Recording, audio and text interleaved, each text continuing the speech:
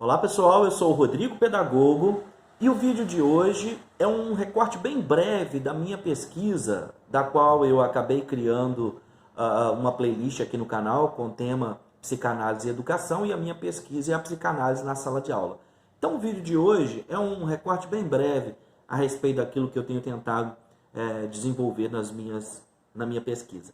Os meus vídeos da minha série de Psicanálise e Educação são isso, são os meus suspiros em meio à minha pesquisa, e eu acabo gravando os vídeos por entender que assim eu aprendo mais e também posso contribuir mais para o desenvolvimento do pensamento, do conhecimento dentro dessa área. Né? Falar da psicanálise e educação é falar do indivíduo, né? É observar e considerar o ser humano com as suas especificidades, com o seu subjetivismo, com a sua singularidade, né? É perceber que o sujeito aprendente, ele não chega, seja ele a criança, o adolescente ou adulto, ele não chega na sala de aula somente com seus processos cognitivos, mas marcado pelo inconsciente. Esse é o ponto, né? E aí ficam algumas indagações. Como pensar, né, a relação professor-aluno no processo de ensino e aprendizagem? E tendo feito, então, essa introdução, eu gostaria de dizer que a intenção da minha pesquisa é indicar como que, se o pedagogo, o professor, ele viesse apropriar dos conceitos da psicanálise, como o conceito de sujeito suposto saber, conceito de transferência, isso vai fazer com que ele reflita melhor sobre a prática docente, né? Eu assisti o Rinaldo Voltolini num vídeo onde ele cita uma coisa muito legal, que é uma anedota que ele conta sobre a centopeia. Diz que a centopeia estava lá caminhando e alguém então resolveu lhe perguntar com qual pé que você anda primeiro? E diz-se que depois dessa pergunta a centopeia nunca mais andou. Então a psicanálise, um dos seus serviços, dos serviços que ela tem a prestar à pedagogia, é dizer à pedagogia para não exacerbar demais o saber, porque há saberes que podem atrapalhar, há saberes que podem paralisar o sujeito.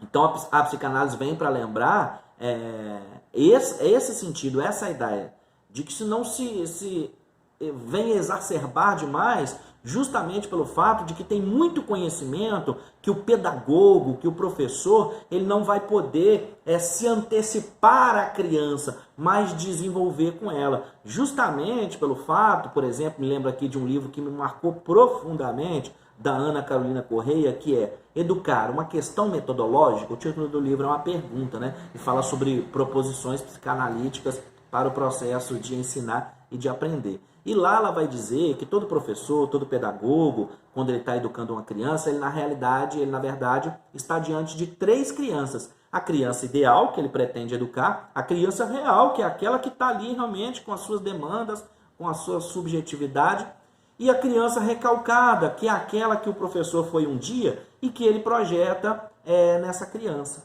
né? E do outro ponto, o professor, ele é capaz de ensinar a essa criança quando ele é investido por essa criança de um significado especial, né?